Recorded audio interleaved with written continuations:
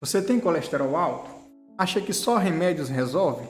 Se eu te dissesse que com pequenas mudanças em sua alimentação, nos seus hábitos de vida, você pode transformar a sua saúde e proteger seu coração?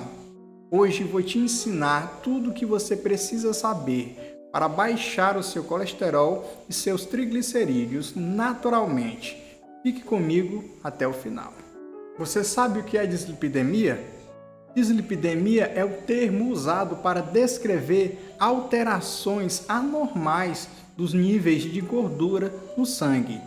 Uma dislipidemia pode estar sendo gerada pelo aumento do colesterol total, o aumento do LDL ou ainda aumento dos triglicerídeos. Também é considerado uma dislipidemia quando há uma intensa redução do HDL ou até mesmo uma combinação desses fatores. Qual que é o problema da dislipidemia? A dislipidemia aumenta o risco de doenças cardiovasculares. Isso porque quando você tem os níveis de gordura no sangue aumentado, elas podem se depositar e formar em placa nas artérias. E aí elas acabam obstruindo essas artérias e aquele tecido que antes era irrigado por essa artéria não é mais irrigado porque a artéria está obstruída, ocluída. Esse tecido fica sem receber sangue, então ele sofre necrose, ou seja, ele morre. Por isso que uma dislipidemia é intensamente perigosa e hoje você vai aprender como evitar esse mal. Em primeiro lugar, você precisa entender o que significa cada um desses conceitos. Primeiro, colesterol total. Colesterol total é a soma das frações de LDL, HDL e uma parte dos triglicerídeos, o VLDL. Então, o colesterol total não é uma única substância, mas uma soma de várias substâncias. Quando o colesterol total está aumentado, isso significa que há um risco para o indivíduo, mas é importante você avaliar cada componente separadamente para então entender quais desses componentes está gerando o aumento do colesterol total. LDL, do inglês Low Density Lipoprotein, significa lipoproteína de baixa densidade, ou como é conhecido, colesterol ruim.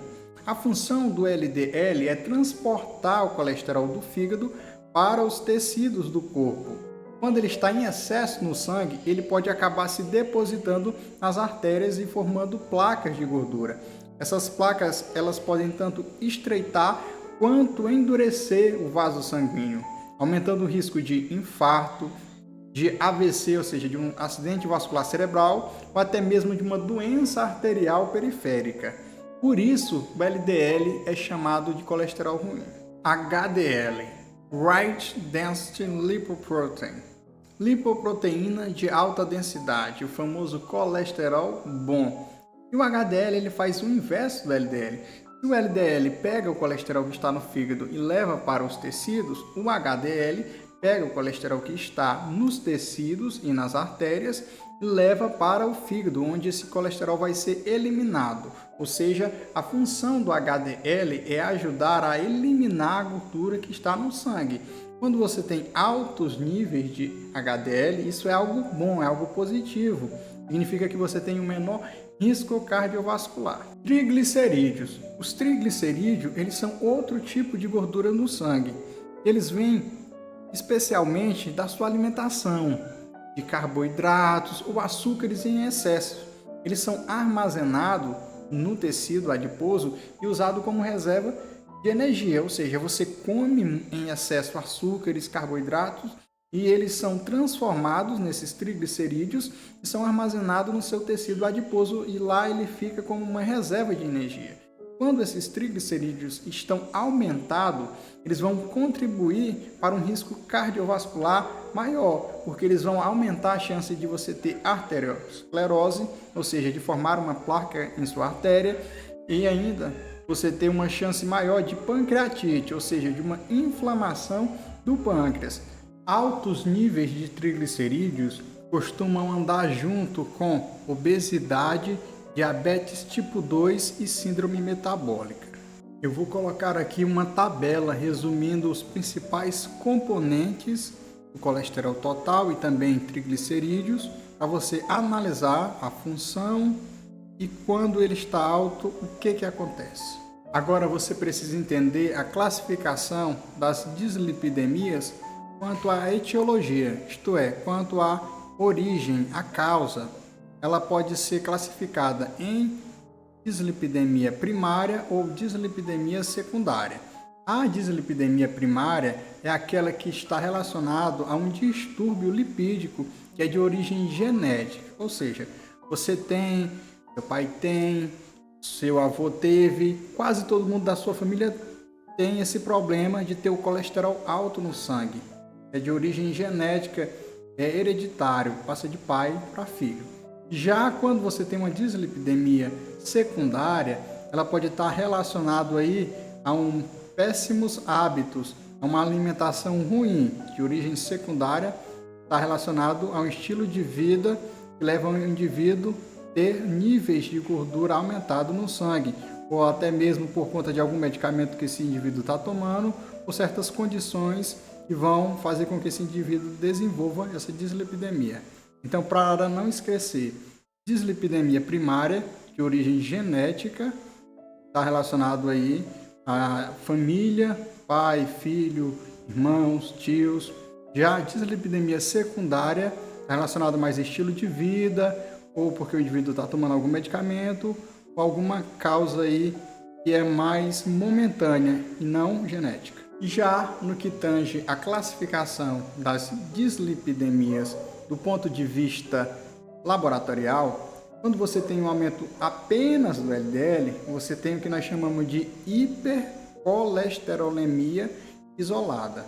Agora, se você tiver um aumento isolado apenas dos triglicerídeos, você tem uma hipertrigliceridemia isolada.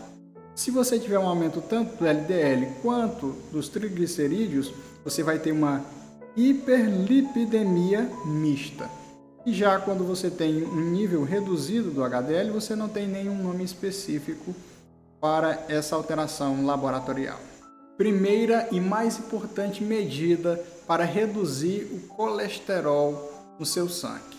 Você tem que buscar uma terapia nutricional. É isso, você vai aprender a se alimentar corretamente. Vai passar por um processo de reeducação alimentar, no qual você vai aprender a buscar um equilíbrio na sua alimentação, procurar alimentos de maior qualidade, vai reduzir as gorduras ruins, vai aumentar a ingesta de fibras e gorduras boas. As fibras, sobretudo, eliminam o colesterol nas fezes e também reduzem a quantidade de entrada de colesterol, a absorção de colesterol. Então, na prática, você vai pegar aí, por exemplo, esses alimentos que têm gorduras trans e vai cortar alimentos como biscoitos, salgadinhos, você vai cortar da sua alimentação e vai reduzir gorduras saturadas como carnes gordas, bacon, entre outras. E já as fibras que eu falei que elas melhoram essa eliminação do colesterol nas fezes, você vai aumentar a ingesta de fibras. Por exemplo, comendo mais aveias, legumes, frutas, entre outras coisas. Por exemplo, vamos para a prática. No seu café da manhã, você pode trocar aí um pão com manteiga por um pão integral com abacate. Você pode começar a usar temperos naturais no lugar de maionese e molhos industrializado.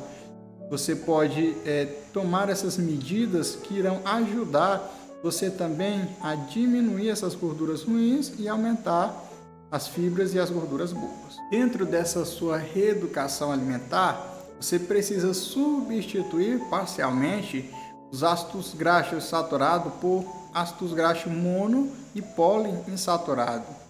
Na prática, você vai trocar manteiga por azeite, vai começar a comer mais sardinha ou ainda salmão, pelo menos 2 vezes na semana. Você também pode incluir aí castanhas nos seus lanches. Uma outra medida que você precisa tomar para baixar o colesterol é cortar os ácidos graxos. O que são esses ácidos graxos trans? Eles são gorduras artificiais de alimentos industrializados. Então, como que você vai evitar esse alimento? Você vai, a partir de agora, quando você for comprar um produto, você vai ler o rótulo e se tiver escrito gordura vegetal, hidrogenada você não compre, pois ele tem ácidos graxos trans. E esses ácidos graxos trans aumentam o LDL, colesterol ruim, e diminuem o colesterol bom, o HDL. Controle o colesterol alimentar.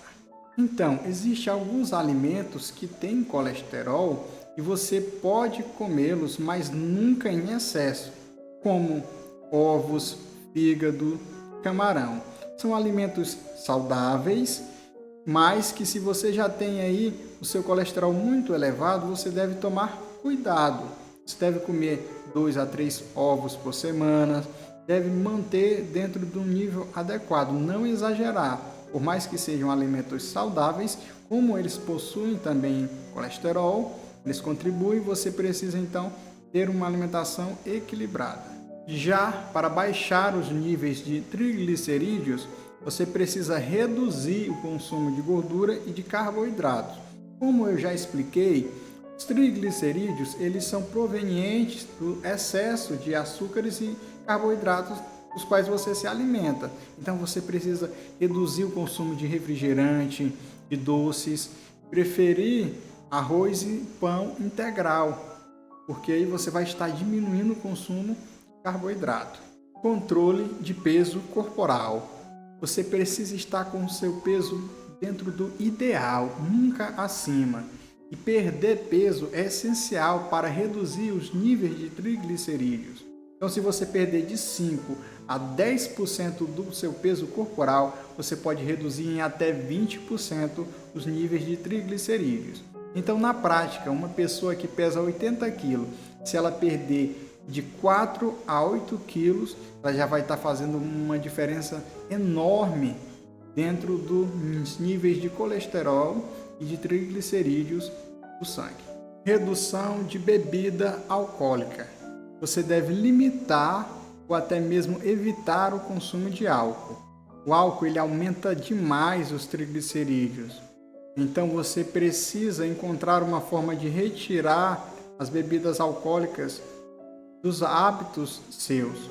Então quando você estiver em uma festa, você pode, ao invés de tomar uma bebida alcoólica, tomar água com gás ou um suco natural, e aí você já vai estar contribuindo bastante para a sua saúde. Atividade física. Se existe um aliado poderoso na luta contra o colesterol e os triglicerídeos, é a atividade física. Você deve praticar alguma atividade física pelo menos 30 minutos por dia, 5 vezes na semana. Pode ser caminhada, corrida, musculação na academia ou até mesmo dança. O importante é que você esteja em movimento praticando alguma atividade física, porque você será beneficiado diminuindo o nível de colesterol ruim, o LDL, e aumentando o nível de colesterol bom, o HDL. Lembre-se, não precisa mudar tudo de uma vez. Comece com uma troca no café, passeio a pé, um jantar mais leve. Cada pequena mudança conta. E o seu coração ele vai agradecer por essas mudanças, a sua saúde irá se transformar. Quando você se der conta, você já vai estar tendo hábitos saudáveis. Gostou das dicas? Curta e compartilhe esse vídeo com quem precisa. Eu vou deixar aqui um vídeo sobre como reduzir a pressão arterial sem remédio. Valeu, galera!